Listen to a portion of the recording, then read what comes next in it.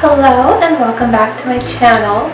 So today I am starting to get ready for Thanksgiving. It's 1 week away, so we need to start preparing, especially in my family. It's a big deal, big Italian feast. My nonna's already been preparing for like 2 weeks, so I need to catch up. So today we're going to be making her famous stuffing recipe. It is so good. It's like everyone in my family's favorite part of our turkey dinners. I'm going to be doing it gluten-free today though. But this stuffing recipe is so good. It's good on its own. It's packed with nutrients and vegetables and a lot of meat because we're Italian. And I mean, you can tailor everything however you want. But yeah, I'm excited. And then we're going to make it ahead, put it in the freezer. And it'll be good for that day. Don't have to make it fresh. But I'm excited to get cooking. So welcome to my kitchen. Let's get started.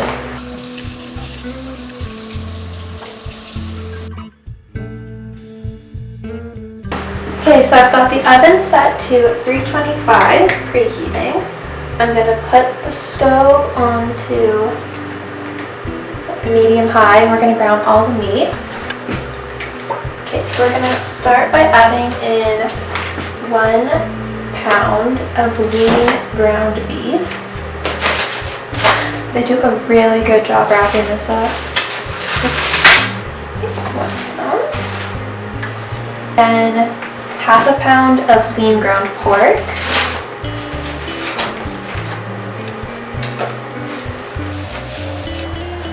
Okay. We're just gonna start to brown this a little bit before we start to like season it. What's nice about this recipe and any like stuffing recipe is you can really tailor it to however you want to make it. You can add in your own spices and whatever you like. I just always try to copy my nonna because her cooking is the best ever. Okay, so the meat is finally starting to brown, so we're going to start flavoring it a little bit. I'm going to do some pepper. You can do as much as you'd like. And some salt.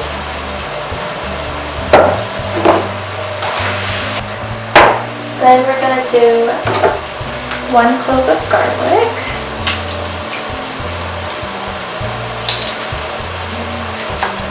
See, where would we be without garlic presses? Oh, we love the smell of garlic. And then we're going to do some chopped Italian parsley to taste. You don't have to do all of it. You can save some for later. We're going to mix it into the stuffing. But season the meat a little bit more. You can use regular parsley too, but Italian parsley is just, in my humble opinion, the best. It is so, it's just, yeah. So as you're cooking this, you're going to notice there's quite a bit of fat and oil. But once this is all cooked, I'm going to take it out and we're going to drain it. Just get rid of all that. So I'll just finish this cooking. Anyway, while this is cooking, I got a bowl out and a big colander. And that way, after this is done, I'm just going to dump everything in here and we're going to drain all of that fat off because we don't need it in our stuffing. Look at that. Anyway, the meat's ready.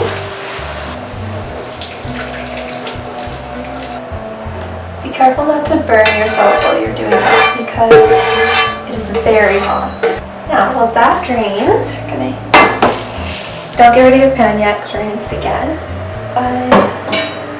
So now we're gonna saute all the vegetables. So I've got mine pre-cut and it's a lot of chopping. Like a lot, but I used the All-Star, what's called Full Star. I used the Full Star like chopping device and it works so well. You just place everything in it and it comes in like multiple sizes. You can switch, place it in, press down, and look how fine and like perfect chunks you get. You can do bigger chunks, you can do smaller, you can cut your vegetables manually. You can throw them in the food processor for this. It just depends how you like your stuffing. If you like it chunkier, I like it like little chunks, or if you like it super like blended. It's all up to you and how much time you have, and yeah. But I mean, just look at how nice everything comes, and see, it's the perfect little like pieces for your stuffing. Ugh, awesome. Anyway, so that is all. I've got those all pre-cut, that way the cooking part's easier. So the first thing we're gonna do is saute the celery and onion. It is about 3 stalks of celery. I did 4 because mine were super skinny and I like celery. And then half of an onion. Put a bit of on so it doesn't like burn. There is nothing like the smell of sauteing celery and onion. It is, and like garlic. Oh, so good. Turn it up a little bit more. Okay, so it's been a few minutes, and now the celery and onion are starting to get soft, so we're going to add in the other vegetables. We've got 2 cans of sliced mushrooms that I chopped up. You can put them in the food processor, that's probably the easiest. And then 2 like medium zucchinis cut up.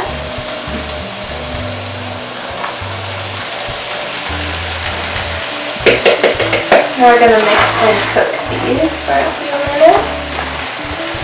And can we just take a minute too to appreciate like how perfectly cut everything is?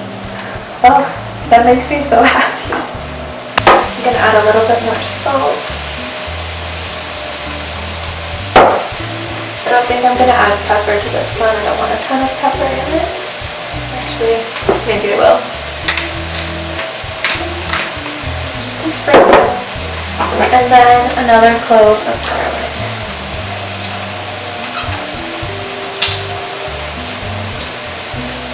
Okay, so now the veggies are looking beautiful and cooked. So I'm going to turn this off to the side to cool down a little bit. And now our meat is drained, and you would not believe what has drained off.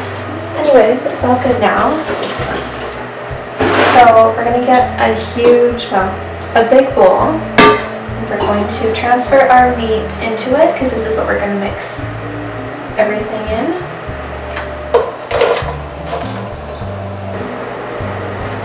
Look at that. That is not nice. So now we're going to add our veggies to the meat.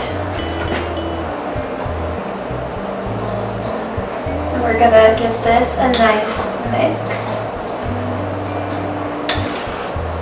Okay, I'm actually scared this isn't gonna be big enough, so I'm just going to split it up. Oh my god, it's so hot.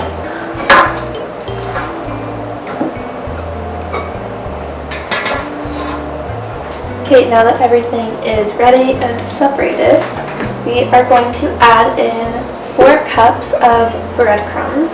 So I used gluten-free sourdough bread from a local bakery, and you can use any kind of bread. My nonna usually uses like white like hot dog buns or something that she freezes and uses only for like breadcrumbs, or she'll use like whatever bread she has, or if she's made anything. You can seriously use anything. You can keep the breadcrumbs out if you want as well. I think they really add to it and add a nice little touch. So I just put these in like the food processor, but I like to keep some like chunky and then some like, thin. And I threw in some fresh Italian parsley in it as well, because, it's just better that way. So I'm going to split this up. We'll probably do 2 cups and 2 cups. Okay, so we've got the breadcrumbs.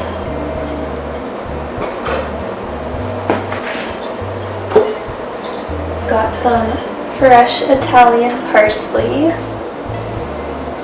You don't have to add this much parsley, but we are really big on the fresh Italian parsley in my house and family. I just pulled this out of the freezer, but about half a cup of parmesan.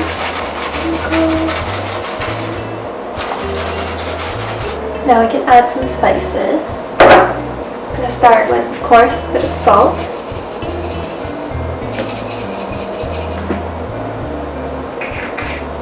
I'm also going to sprinkle in some Italian seasoning, just a little bit.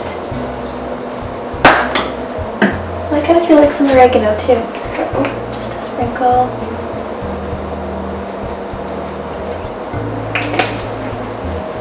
So now I've got 3 eggs here that I've pre-whisked, and I'm going to divide it between the 2 as best I can.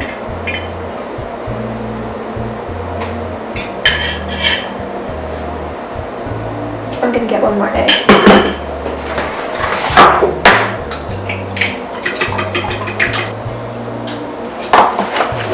And I'm gonna use this to mix them.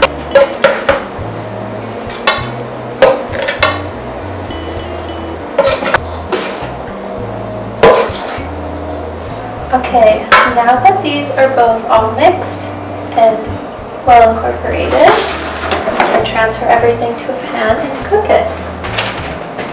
Got my glass dish here, and I do like to line it with parchment paper, just because it makes it a little bit easier for cleaning up. Like, I hate when it sticks.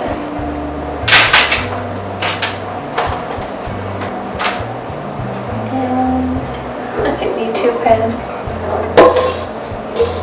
What's nice with this recipe too is it makes a ton and it lasts in the freezer. You can have it for leftovers all like post Thanksgiving week, or you could save some for Christmas, or you can just save some for like quick, easy meals. This is honestly so good on its own as well. It's kind of like, I guess like a meatloaf or something, but I mean, it's a meal in itself.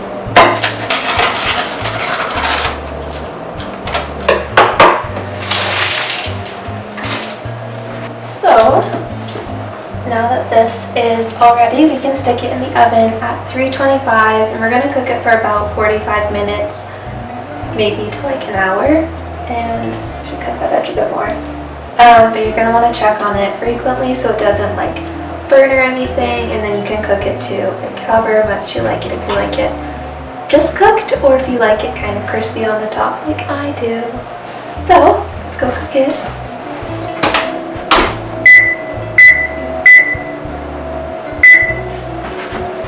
So if you end up like me and you have the leftover half, because I forgot how much the recipe makes, but that is an Italian nonna recipe for you, and I mean that in the best way, because who doesn't love leftovers? But what you can do is you can either put it into another pan and cook it, or you can fry it all up in like a frying pan.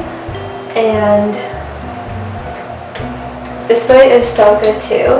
You can like eat it on its own. You can serve it like over something, I don't know, like rice. Or, you know what's really good is in a sandwich. It is so good in a sandwich. Oh, like especially with like the turkey dinner I have like leftovers the next day. Oh my god. I'm just gonna let that cook and fry up a little bit. Okay, an hour later, here is the final product, straight from the oven. It smells so good and it looks so good, so I cannot wait for Thanksgiving dinner. So once this is cool, I'm going to cover it and stick it in the freezer. If you want, you can keep it in the freezer. It'll last for like a long time. You could keep it till Christmas.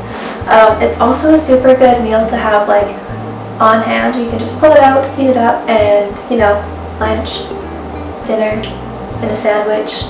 So good. Anyway, let's give it a taste.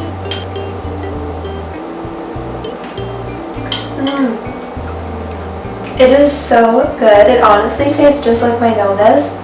And the sourdough, which I've never done before, adds such a nice touch. Like sourdough stuffing, who would have thought? If you have sourdough, give it a try.